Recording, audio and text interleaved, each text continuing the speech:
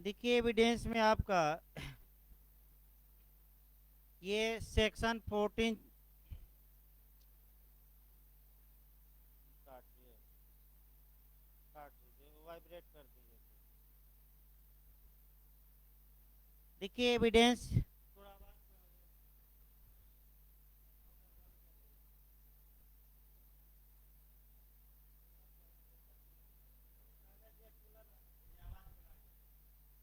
हल्का सा हेलो रहने दीजिए। हेलो। देखिए आपका एविडेंस में सेक्शन 14 चल रहा था और 14 से आपका लंबा थोड़ा खिंच गया क्योंकि आपका टेक्निकल भी है और तब एक क्वेश्चन निश्चित बनता है। सेक्शन 14 में हमने ये बताया 15 में कि सेक्शन 14 और 15 में आपका जो मेंटल फैक्ट होते हैं यानी कि मानसिक तथ्य होते हैं उनको रेलेवेंट बनाया गया है। मानसिक तथ्य आपका जो बताया गया मानसिक तथ्यों में आपका सेक्शन 14 में तीन मानसिक तथ्य सुसंगत हैं। एक मन की दशा यानी कि स्टेट ऑफ माइंड, दूसरा आपका शरीर की दशा और तीसरा शारीरिक संवेदना। हम मन की दशा शुरू किए थे, अभी दो और पढ़ाना है। मन की दशा के बारे में फिर बता दिया जाए। सेक्शन 14 में बताया गया कि मन की दशा जैसे जैसे में 7 उदाहरण दिए गए थे और मन की दशाएं हो सकती है और दो उदाहरण हमने अलग से निकाले थे। दो शब्द कौन कौन, कपट और बेईमानी, और सभी शब्दों को एक एक बताया गया था। मन की दशा को सीमित करता है, नैरो करता है, उसके एरिया को लिमिट में रखता है। एक्सप्लेनेशन नंबर 1, स्पष्टीकरण 1 ये बताता है कि जो भी स्टेट ऑफ माइंड होगा वह जनरल नहीं होगा बल्कि क्या होगा, स्पेसिफिक होगा, विशिष्ट होगा। इसी पर हमने आपका तीन चार उदाहरण मैं बता रखा हूँ, लेकिन एक उदाहरण कल बताया गया था कुत्ते पर। एक आदमी के पास 50 कुत्ते हैं, 50 काटते रहते हैं। ये मन की साधारण सामान्य या जनरल दशा है और ये सेक्शन 14 में मन की दशा के रूप में रेलेवेंट या सुसंगत या उचित नहीं होगी, अर्थात इसे साक्ष्य के रूप में प्रस्तुत नहीं किया जाएगा। लेकिन कुत्ता नंबर 1 बी को काटा, सी को काटा, डी को काटा, तो वही कुत्ता बार बार काट रहा है। ये मन की दशा क्या होगी, सुसंगत होगी। अब तीन चार उदाहरण एकदम रटे रहिए। ए पर आरोप है कि उसने बी की हत्या की। साक्ष्य में ये दिखाया जाता है कि ए अमूमन लोगों पर गोली चलाता रहता है, ये सामान्य मन की दशा है और ये साक्ष्य में प्रस्तुत नहीं की जा सकती। लेकिन ये दिखाया जाए कि बी पर ही 2 बार पहले हमला कर चुका है, मारने का प्रयास किया, तीसरी बार ऊपर पहुंचा दिया, तो ये सामान्य दशा नहीं है, कैसी दशा है। और ये सेक्शन 14 के तहत मन की दशा में क्या होगी, रेलेवेंट। इसी प्रकार वाहन का उदाहरण आता है। वाहन में ये दिखाया जाता है कि ए के पास 50 वाहन थे, 50 वह बंद कर दीजिए कूलर थोड़ी देर, ऊपर से बंद कर दीजिए, देखिए आराम से ऊपर से आने का ही बंद कर बस रहने। और ये दिखाया जाता है कि 50 वाहन वह खराब रखता था, ये सामान्य दशा, इसको साक्ष्य में प्रस्तुत नहीं किया जा सकता। लेकिन ये दिखाया जाए कि कोई पर्टिकुलर वाहन बी को दिया, सी को दिया और दोनों लोग शिकायत किए, तो ये मन की कौन दशा होगी, विशिष्ट। ये जरूर याद रखिए, बार काउंसिल ऑफ इंडिया में भी आया था, यूपी में भी एक क्वेश्चन इन उदाहरणों से आपको मिलेगा। अब कौन कितना तैयार रखा है वो अलग बात है। आइए एक्सप्लेनेशन नंबर 2 देखा जाए। ये क्वेश्चन भी यूपी एपीओ यूपी जे लगभग हर एक राज्य में आ चुका है, इसमें कोई शक नहीं है। मन की बुरी दशा यानी कि मन की बैड या बुरी दशा बुरी स्टेट या बुरी कंडीशन के रूप में पूर्व दोष सिद्धि। पूर्व दोष सिद्धि मतलब प्रायर कन्विक्शन या previous conviction. Section four section आपका 14 के एक्सप्लेनेशन नंबर 2 में रेलेवेंट बनाया गया है। तो क्वेश्चन ये बना था, मैं बिहार का ही क्वेश्चन पिछली बार इसी बार बना था, इस बार क्वेश्चन ये बना था कि पूर्व दोष सिद्धि सेक्शन 14 के किस एक्सप्लेनेशन में रेलेवेंट या उचित बनाई गई हैं। तो आपका एक्सप्लेनेशन नंबर 1, 2, 3 इनमें से कोई नहीं दिया था। तो कल ही मैं बताया कि कुछ लोग 3 मार्कर आ गए। अरे भाई, 2 ही स्पष्टीकरण है तो तीसरा कहाँ से आप उत्पन्न कर देंगे। तो किस एक्सप्लेनेशन में मारेंगे 2। अब पूर्व दोष सिद्धि पर एक क्वेश्चन आपको मिलेगा। किसी भी राज्य में जाइए आप, सॉल्व पेपर उठा के देखिए, एक क्वेश्चन जरूर बनता है।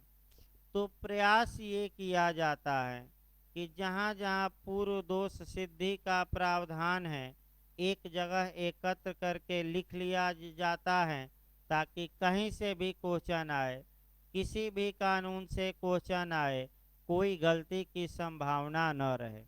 और कौन क्वेश्चन कहाँ बना है ये भी मैं बताऊंगा। तो पहले पूर्व दोष सिद्धि का एक लाइन अर्थ बता दिया जाए नए लोगों को भी। पूर्व दोष सिद्धि इसको कहते हैं आपका प्रायर कन्विक्ट।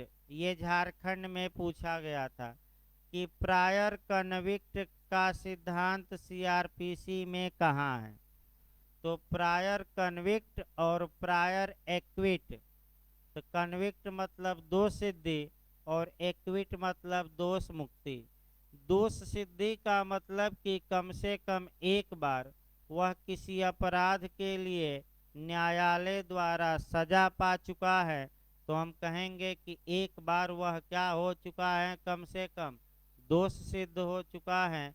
और दोष मुक्त का मतलब कि किसी अपराध में, कम से कम एक अपराध में वह पहले, इसके पहले भी न्यायालय द्वारा बरी हो चुका है, न्यायालय ने मुक्त कर दिया है, तो इसको दोष मुक्ति कहा जाता है। अब एविडेंस में कहाँ कहाँ पूर्व दोष सिद्धि है, ऑनलाइन क्लास में एक दिन मैं लिखवाया भी था। क्योंकि भाई अब ऑफलाइन भी क्लास शुरू हो गई है, तो इसीलिए थोड़ा फिर से बताना पड़ रहा है, तब आगे बढ़ा जाए। पहले आप नए लोग भाई लिख लीजिए, साक्ष्य अधिनियम में, यानी कि एविडेंस एक्ट में कहाँ कहाँ पूर्व दोष सिद्धि रेलेवेंट है। तो साक्ष्य अधिनियम में एक जगह तैयार करके अलग अलग व्यू से लिखिए। पहला आप दिखाइएगा धारा 14 का स्पष्टीकरण कौन सा, 2। फिर आप दिखाइएगा धारा 14। फिर दिखाइएगा धारा 54 का एक्सप्लेनेशन नंबर 2।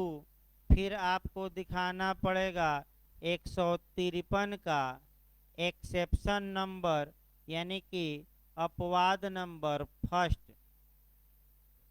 फिर एक बार याद रखिए, इन सबको आपको एक जगह क्या करना पड़ेगा, ऐड कर लेना है।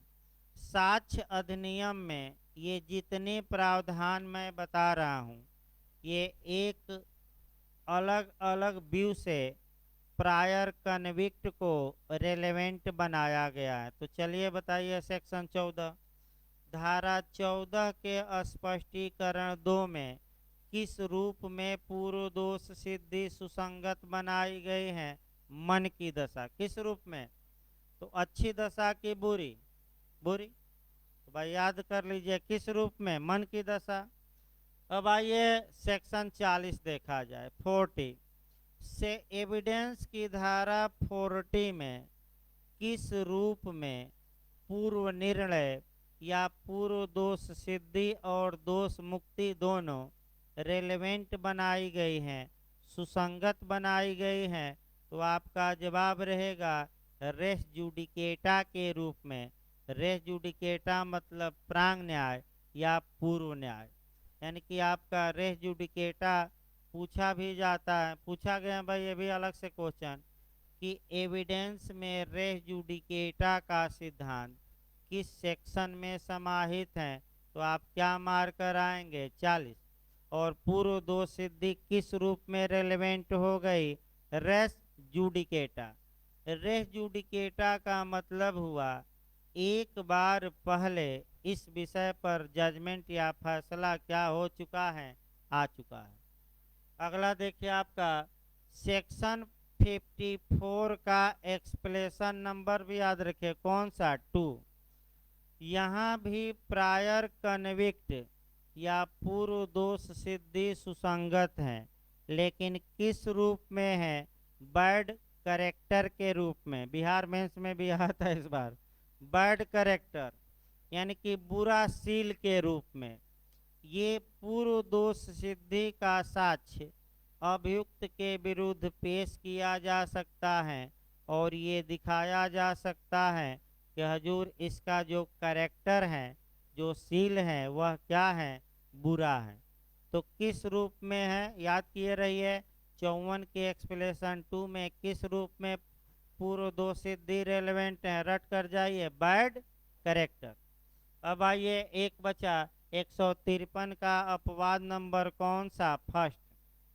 देखिए इसमें भाई आपका, इसमें आपका उत्तर का खंडन करने के लिए एक लाइन ये लिख लीजिए, क्या करने के लिए, गवाह द्वारा यानी कि विटनेस द्वारा जो आंसर दिया गया है उसको आपका माने कंट्राडिक्शन के लिए, कंट्राडिक्शन माने विरोध के लिए, विरोध मतलब खंडन, खंडन मतलब उसको काटने के लिए कौन सा साक्ष्य पेश किया जाता है, पूर्व दोष सिद्धि का।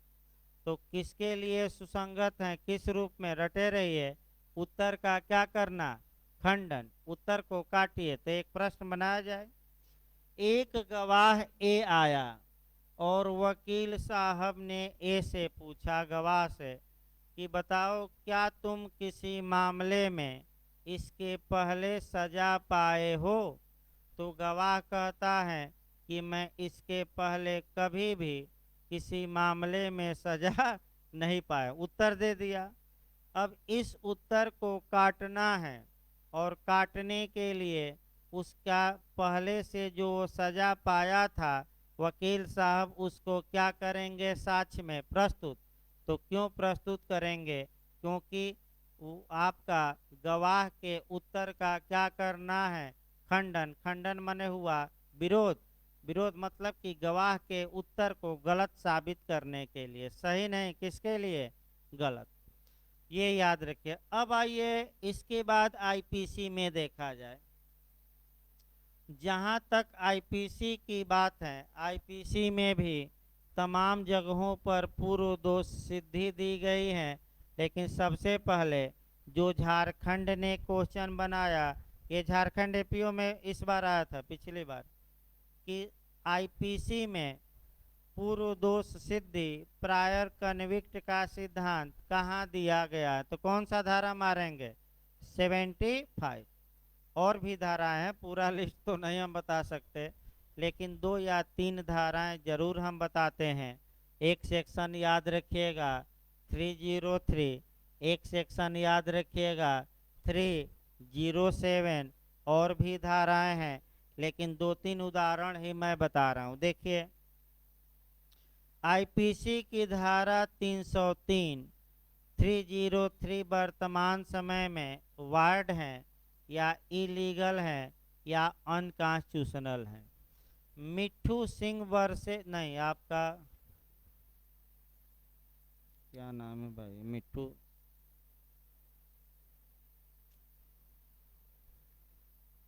नहीं भाई, याद नहीं आ रहा है, केस ही नहीं याद आ रहा है। देखिए आपका फिर बताया जाएगा, ज्ञान कर, हाँ पी रखे हैं, मिट्ठू सिंह ही केस है।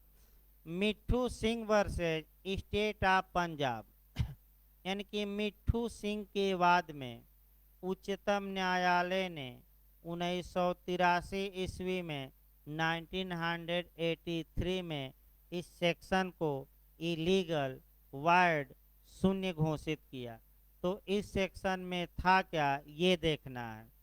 अगर कोई व्यक्ति आजीवन कारावास की सजा भुगत रहा हो और उसी दौरान मर्डर करता हो, यानी कि सेक्शन 300 का अपराध करता हो, तो सेक्शन 302 में दंडित होगा। लेकिन अगर वह आजीवन कारावास की सजा, लाइफ इम्प्रिजमेंट का दंड भुगतते समय ये मर्डर किया हो, हत्या किया हो, तो 303 कहती थी कि अब इसे केवल और केवल कौन सी सजा दी जाएगी, डेथ सेंटेंस, यानी कि मृत्यु दंड। मिट्ठू सिंह ने सुप्रीम कोर्ट में ये कहा कि हजूर, अगर कोई व्यक्ति हत्या करता है तो 302 के तहत या तो उसे मृत्यु दंड या आजीवन कारावास की सजा दी जा सकती है, और हम हत्या किए हैं तो केवल मृत्यु दंड की सजा। ये तो आर्टिकल 14 का, इक्वलिटी का, समता के अधिकार का शुद्ध रूप से वायलेशन है और आर्टिकल 21 का वायलेशन है। तो सुप्रीम कोर्ट ने मिट्ठू सिंह की बात स्वीकार कर ली और इस धारा को क्या घोषित कर दिया, अभय। तो ये पूर्व दोष सिद्धि के कारण दंड की मात्रा यहाँ थोड़ा क्या हो रही थी, बढ़ रही थी। यहाँ भी आई है। अभी उत्तराखंड में पिछली बार ये क्वेश्चन आया था 307 और ज़्यादा लोग गलत करके आए क्योंकि शब्द नहीं पकड़ पाए। वो समझ रहे थे कि 303 में जाएगा। सतर्क रहिए, एक शब्द पर अंतर आ गया था। अगर सकेगा तब भाई बाध्यकारी नहीं, न्यायालय के लिए विवेकाधिकार है। और ये रहेगा कि करेगा तब तो वो काम करना क्या है। जैसे कि आपका एक उदाहरण दूसरा भी देखा जाए। अभी आपका ये ये जो क्वेश्चन है, बहुत अच्छा क्वेश्चन झारखंड ने एफआईआर पर बनाया और बस सभी कुछ सामान्य बातें थी। 4 ऑप्शन दिया था, उसमें ये पूछा था कि कौन सही नहीं है, और ऑप्शन ये बनाया था कि एफआईआर की जो कॉपी होगी वह सूचनादाता को दी जा सकेगी। अब आपका शब्द देखिए, शैल और मैप में अंतर। दी जाएगी बेयर एक्ट में लिखा है कि दी जा सकेगी, एक शब्द पर अंतर आ गया। तो दी जा सकेगी नहीं, दी जाएगी, यानी कि ये प्रावधान क्या है, बाध्यकारी। तो कौन ऑप्शन गलत था, दी जा सकेगी। और जो पूरा वाक्य नहीं पढ़ा वो उलझ गया, कोई और मार्कर आ गया। और जब घर पर आए तब पता लगा कि ये तो हमारा क्वेश्चन ही क्या हो गया, गलत।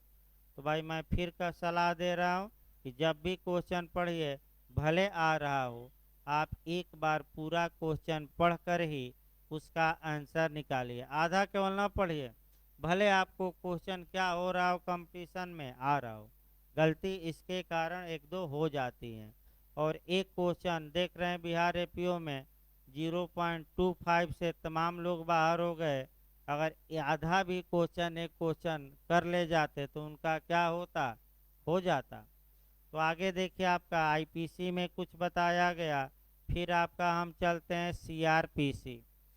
सीआरपीसी में उत्तराखंड का जो ट्रेंड रहा है, उत्तराखंड का सीआरपीसी में पूर्व दो सिद्धि पर एक क्वेश्चन ज़्यादा 99% चांस रहता है कि उत्तराखंड बनाएगा।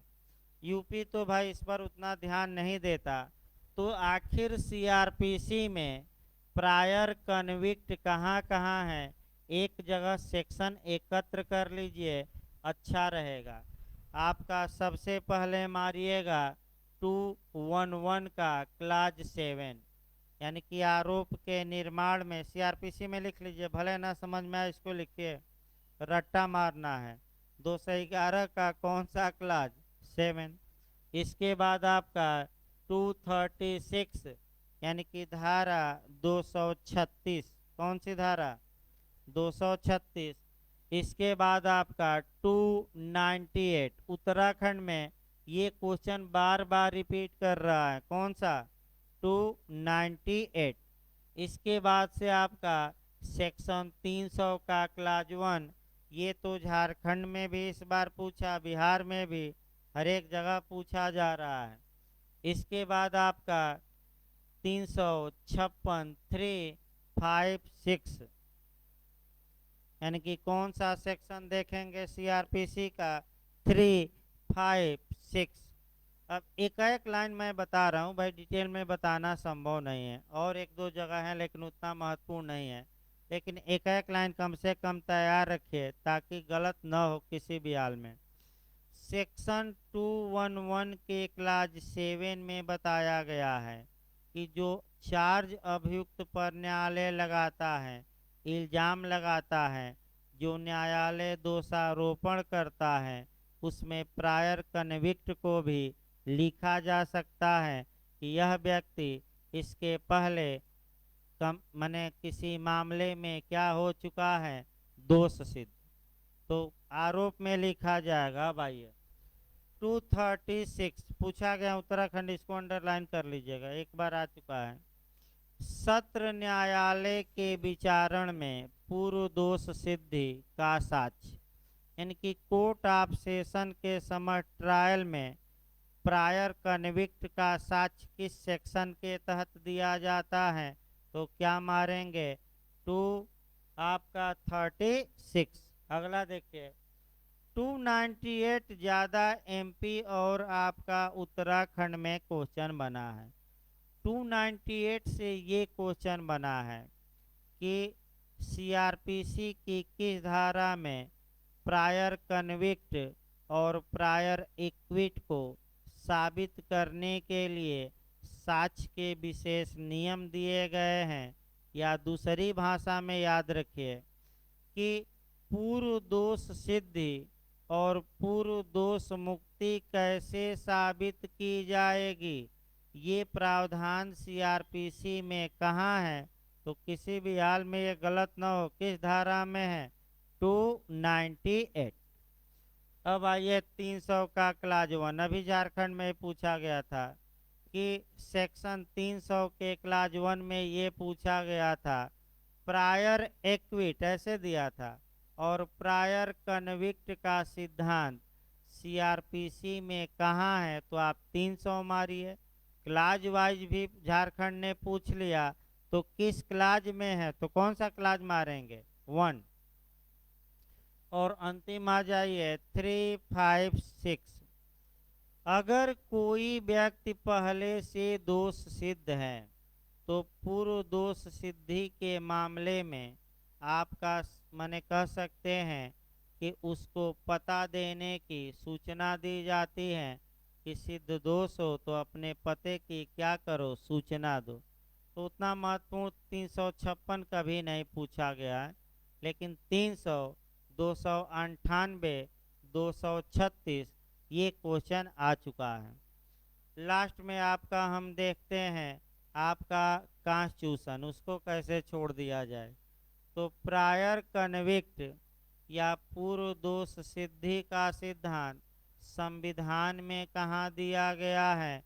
तो आर्टिकल 20 के किस क्लाज में? 2 में लिख लीजिए।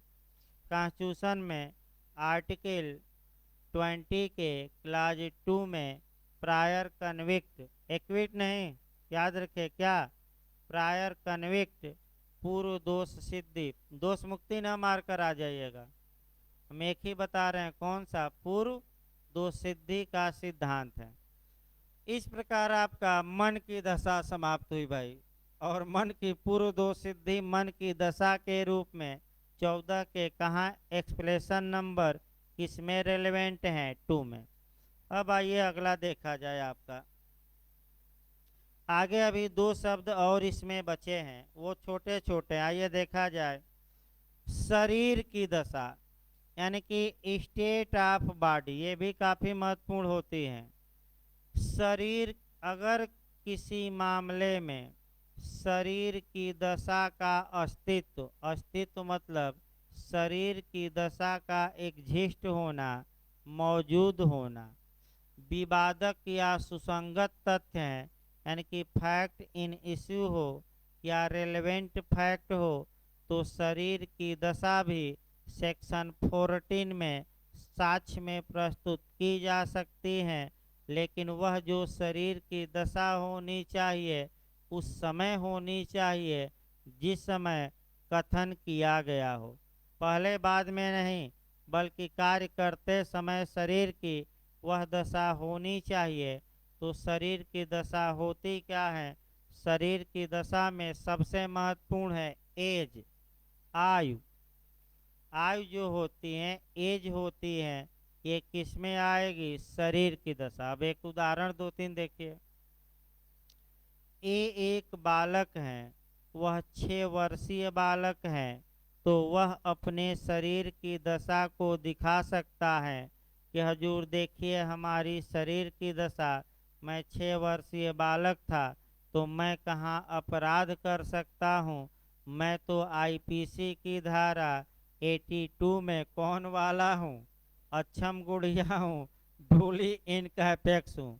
और सौभाग्य से इस बार डोली इनकैपेक्स यूपी एपीओ 2018 में आ ही गया था कि कितने साल से कम के बच्चे को डोली इनकैपेक्स अक्षम गुड़िया अपराध में अक्षम व्यक्ति माना जाता है। तो जो 7 वर्ष से क्या हो कम, और किस सेक्शन में? 82 आ गया था इस बार अक्षम गुड़िया का सिद्धांत, किस धारा में? आईपीसी के। और सक्षम गुड़िया पूछे तो एक धारा आगे बढ़ जाएगा, कौन सा? 83। डोली का अपेक्स पूछे तो 83, और डोली इन का अपेक्स पूछे तो 82। ये रट्टा मारी है और कोई उपाय नहीं है भाई, मैं बता दूं। आप समझिए और समझकर घर पर जाकर साल पेपर करिए। अगर क्वेश्चन पढ़ाने के बाहर जाए 90% से ऊपर, अगर मैंने 90% निश्चित इसी से आएगा। अब कौन कितना भाई तैयार कर रहा है वो अलग बात है। तो एज का निर्धारण तमाम मामलों में महत्वपूर्ण होता है। अब देखिए एज पर एक दो और उदाहरण, तब आगे बढ़ा जाए।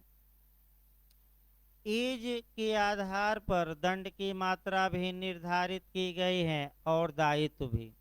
अगर 7 वर्ष से नीचे का बच्चा है, आयु दिखा दे, तो वह पूरी तरह अपराध दांडिक विधि में मुक्त है, फ्री है, कोई दंड नहीं है।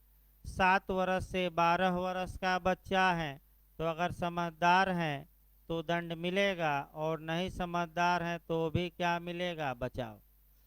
अगर 18 वर्ष से बच्चा और कुछ मामलों में 16 वर्ष से बच्चा है तो भी कम दंड पाता है।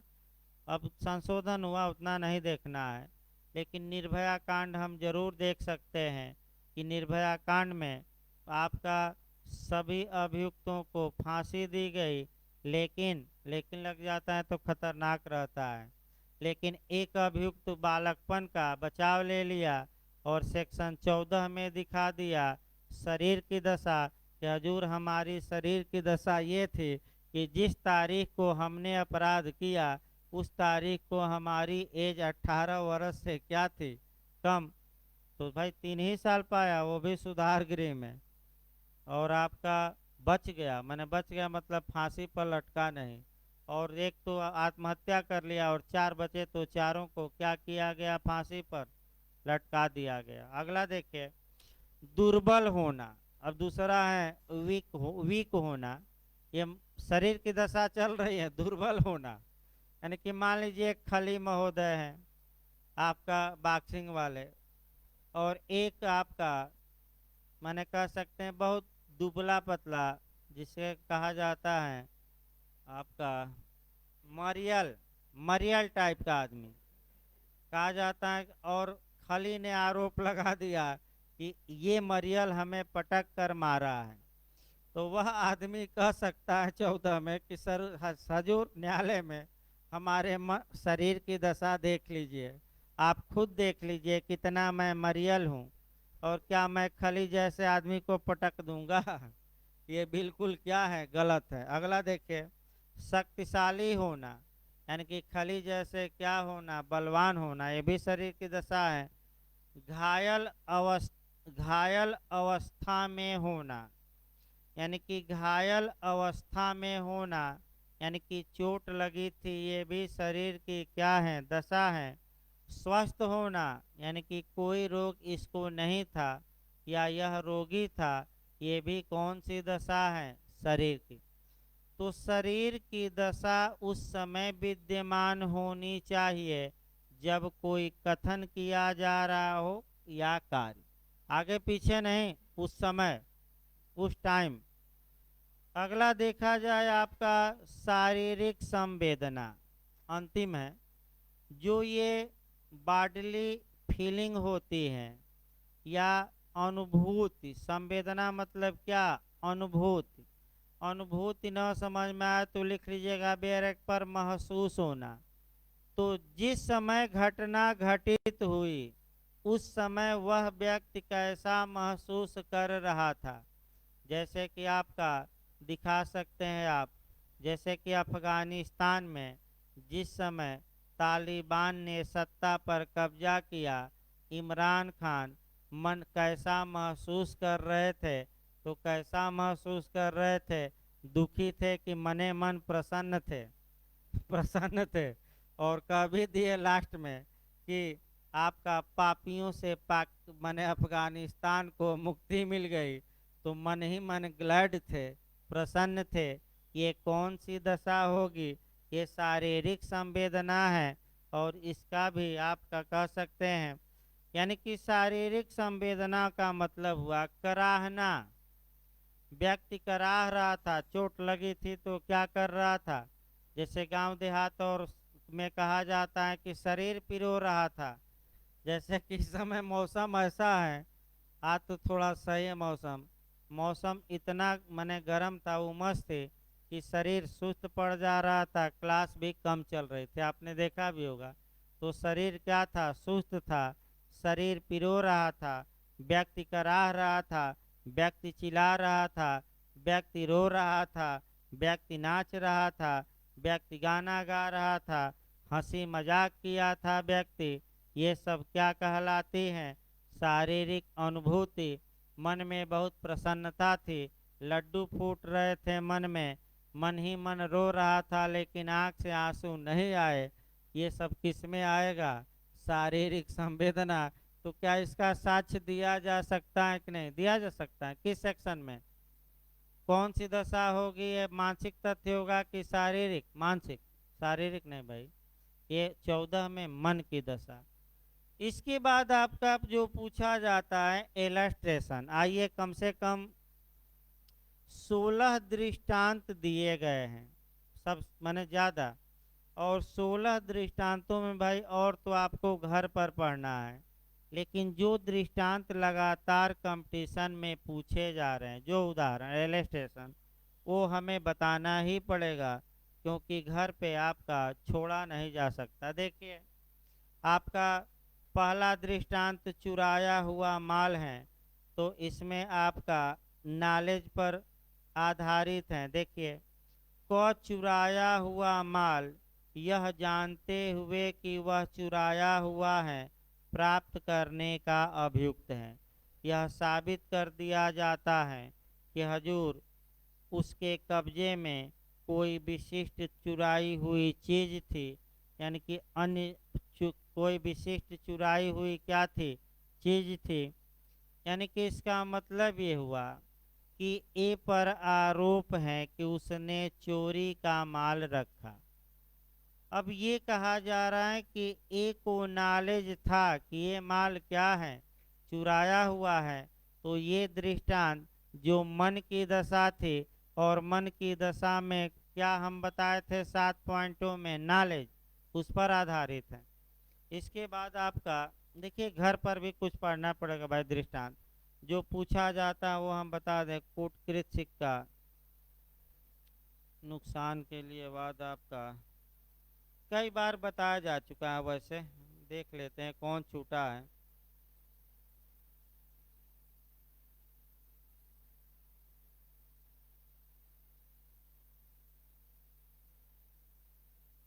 गोली चलाने वाला बता ही दिया गया है, उसी में जहर देने वाला भी याद कर लीजिएगा, बताना है नहीं।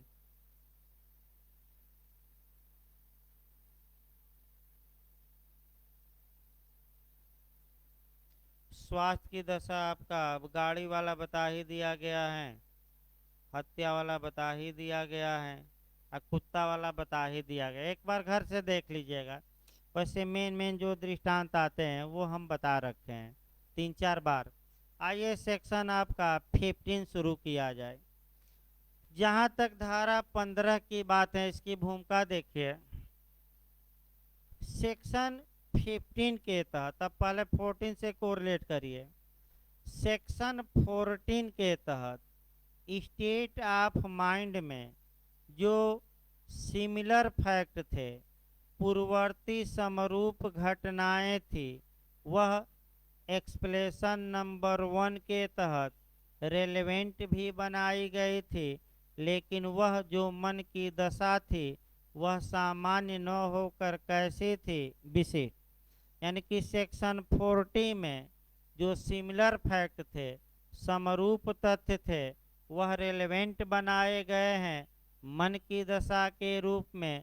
लेकिन फिर मैं बता दूं कैसे फैक्ट रेलेवेंट हैं, आपका स्पेसिफिक की जनरल स्पेसिफिक।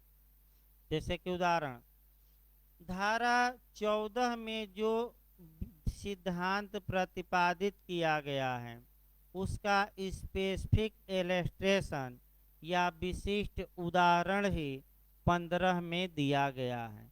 अतः धारा 15 धारा 14 की सप्लीमेंट्री सेक्शन कहा जाता है, पूरक प्रावधान कहा जाता है। तो कैसे उदाहरण दिए गए हैं 15 में, तो जो 14 में आपने सिद्धांत पढ़ा उसी के कैसे इलस्ट्रेशन है, स्पेसिफिक, विशिष्ट हैं।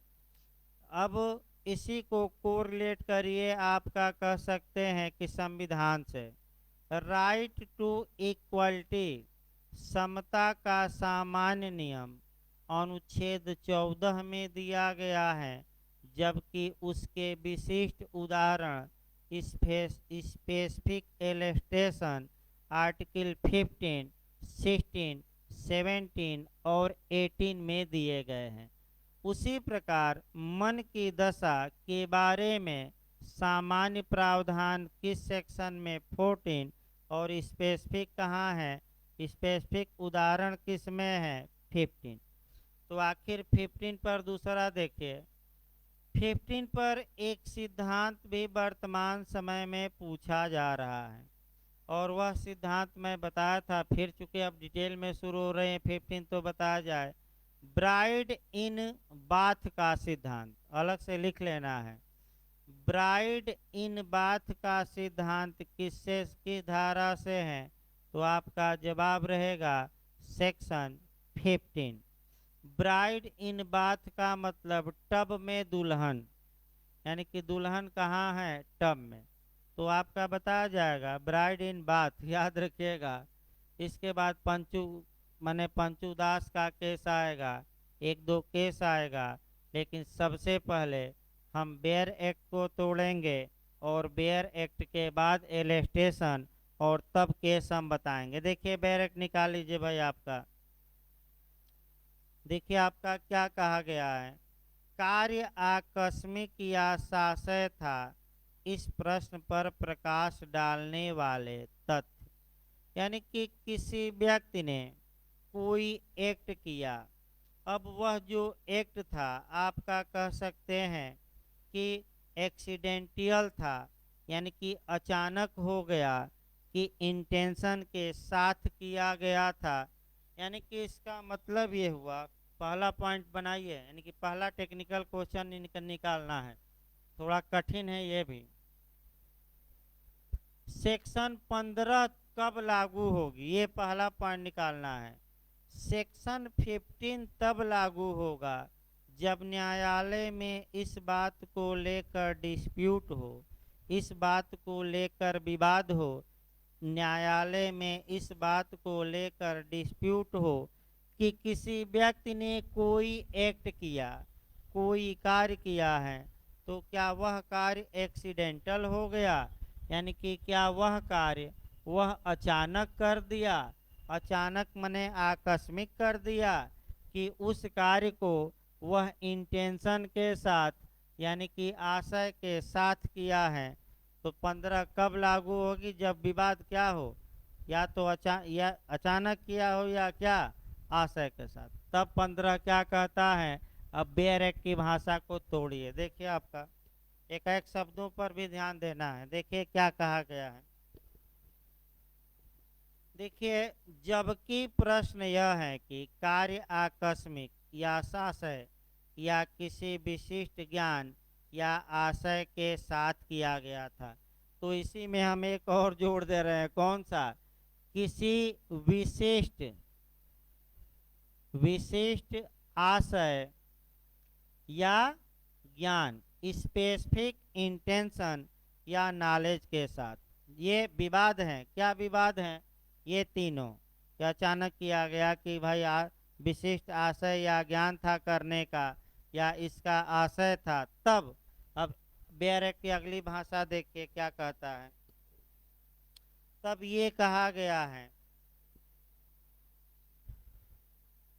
तब यह तथ्य कि ऐसा कार्य समरूप घटनाओं की आवली का भाग था। तब यह तथ्य की, यह तथ्य मैंने यह बात की, ये जो घटनाएं हो रही हैं, ये घटनाएं समरूप समरूप घटनाओं की, ये कार्य आवली का भाग था। आवली का भाग। अब भाई देखिए यही शब्द समझना है। समरूप घटनाओं का मतलब हुआ सिमिलर फैक्ट। इसका मतलब ये हुआ कि जो घटना घटी है, ऐसी ही घटना इसके पहले भी इस व्यक्ति ने सेम तरीके से की थी। माने सेम तरीके से, तो इसको हम क्या कहेंगे? समरूप घटना। और आवली का भाग माने चैन का भाग, श्रृंखला का भाग। आवली ना है तो जोड़ उसको लिख लेना बेरेक। आवली मतलब क्या? चैन। चैन मतलब कि एक क्रम, सीरियल नंबर, यानी कि उसी घटना के क्रम में। आवली मतलब चैन, श्रृंखला। यानी कि जो ये घटना किया है, वह जो घटना है वह समरूप है और पूर्ववर्ती घटनाओं के चयन का ही क्या है? हिस्सा है। और यह व्यक्ति उन सभी पूर्ववर्ती घटनाओं में क्या था? शामिल। यानी कि सभी पूर्ववर्ती घटनाओं में ये व्यक्ति क्या था? शामिल था। तो बताइए, समरूप तथ्य रेलेवेंट बनाए गए हैं कि नहीं? 15 में बनाए गए हैं। लेकिन समरूप तथ्य कैसे होने चाहिए? उसी चयन के, उसी घटना के, उसी आवली के क्या हो? भाग। तो हम क्या और ये दिखाया जाए कि हजूर ये जो व्यक्ति हैं, ये पूर्ववर्ती घटनाओं में भी क्या था? शामिल। तो 2-3 पूर्ववर्ती घटनाएं देखिए, सेम तरीका अपनाइएगा, घटना में चेंजिंग न करिए, तब आपका। अब देखिए आपका 2-3 घटनाएं दिखाया जाए। 3 मैं उदाहरण दे रहा हूं। एक बीमा वाला दूंगा ताकि दिमाग में बैठे। एक उदाहरण एडाप्शन यानी कि गोद वाला बच्चे का दे रहा हूं। और एक उदाहरण आपका मैं ब्राइड इन बाथ का, यानी कि किसमें? टब में दुल्हन, टब वाला, चुल्लू भर पानी वाला। 3 उदाहरण दिमाग में बैठाइए। ये अपने मकान का बीमा कराया, मकान जल गया और बीमा कंपनी से पूरा धन क्या किया? पहली बार वसूल लिया। यानी कि पहली बार ए ने बीमा कंपनी से धन वसूल लिया। फिर ए ने क्या काम किया कि दूसरा मकान खरीदा, वह भी मकान जल गया और दूसरी बार भी बीमा कंपनी से क्या वसूल लिया? पैसा। फिर तीसरा मकान खरीदा और तीसरा मकान भी क्या हुआ? जल गया और बीमा कंपनी के खिलाफ दावा ठोका है कि बीमा कंपनी से हमें पैसा दिलवाया जाए। अब समस्या ये आई, देखिए ध्यान से। अब प्रश्न बीमा कंपनी कह रही है कि हजूर ये जो घटनाएं हो रही हैं वह एक्सीडेंटल या आकस्मिक या अचानक नहीं हो रही हैं।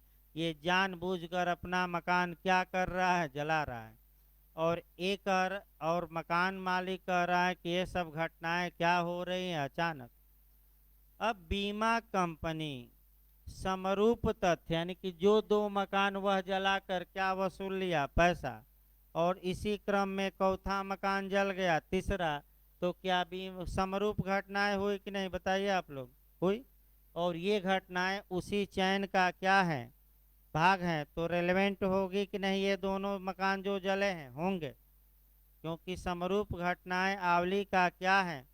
और कौन व्यक्ति इस घटनाओं से जुड़ा था, ए जुड़ा था कि कोई और व्यक्ति, ए पूर्ववर्ती घटनाओं से ए का क्या होना चाहिए, जुड़ाव। दूसरा उदाहरण गोद लेने का देखिए, ए और बी पति पत्नी थे, एक बच्चे को गोद लिया, बच्चा मर गया और जमीन में माने आंगन में गाड़ दिए, फिर मकान छोड़ दिए, फिर दूसरा मकान लिए, फिर ये सेम घटना हुई, तीसरा मकान लिए, फिर सेम घटना हो गई, तो गोद लेकर बच्चों की हत्या करने के चक्कर में इन पर मुकदमा चलाया गया। प्रश्न ये था कि बच्चे अचानक मर जा रहे हैं कि इरादे के साथ मारा जा रहा है। अभियोजन ये दिखा रहा है कि हजूर समरूप घटनाएं पहले भी ये लोग किए हैं और उसी घटना के अनुक्रम में ये भी घटना हुई, और सभी घटनाओं में ये पति पत्नी क्या थे, शामिल। अतः ये तीसरी घटना अचानक नहीं हुई, ये जानबूझकर क्या कर रहे हैं, बच्चों को मार रहे हैं। और ब्राइड इन बात का लास्ट में उदाहरण, तब आपका बचेगा क्या, सब कुछ तो पढ़ा ही दिया गया, एक दो पॉइंट बचेगा 15 का, यानी कि आपका एक दो केस बचेंगे जो कल बताया जाएगा, लेकिन टब वाला उदाहरण बता दिया जाए, एक लाइन। देखिए कहावत भी कही जाती है कि जाकर चुल्लू भर पानी में क्या करो। जैसे सबसे अच्छा उदाहरण इसमें अफगानिस्तान का है, 3 लाख सैनिक थे, 50,000 पर 50,000 से लड़ नहीं पाए, तो दुनिया ये करे, अमेरिका भी कहा कि इन सैनिकों को तो चुल्लू भर पानी में डूब कर क्या होना चाहिए, मर जाना चाहिए, और नहीं मरेंगे तो मार ही रहे हैं तालिबान वाले, कि आपने अमेरिका का सपोर्ट किए तो अब क्या खाइए, गोली, बहुत लूट खसूट कर लिए, बहुत भ्रष्टाचार कर लिए। तो तब अब ब्राइड इन बात समझिए क्या था, एक व्यक्ति विवाह किया एक स्त्री से, स्त्री स्नान करने गई, टब में डूबकर मर गई, फिर दूसरा विवाह किया, वैसे ही घटना हो गई, अब दूसरे विवाह पर ऐसे घटना हो गई तो मुकदमा चला। वो कह रहा था कि ये तो टब में डूबकर मर जा रही हैं, ये अचानक हो जा रहा है कार्य। अभियोजन कह रहा है कि नहीं हजूर, ये आदतन अपराधी हैं, ये हैबिचुअल हैं, और पत्नी को मार कर किसमें फेंक दे रहा है, टब में। तो कार्य अचानक किया गया कि और सभी घटनाओं में ये व्यक्ति क्या था, शामिल। तो इस विषय को कल और उठाया जाएगा, अभी 10 मिनट बाद जूरिस्प्रूडेंस चलेगा भाई। तो मैंने जो लोग जूरिस्प्रूडेंस नहीं पढ़ना चाहते, क्योंकि एक हफ्ता भी लगेगा समाप्त करने में, तो मैंने आपका वीडियो से भी पढ़ सकते हैं। अगर पढ़ना हो तो भाई आप बैठ सकते हैं, कोई दिक्कत नहीं है, क्योंकि जूरिस्प्रूडेंस एक हफ्ते में समाप्त हो तो रक्षाबंधन बाद आप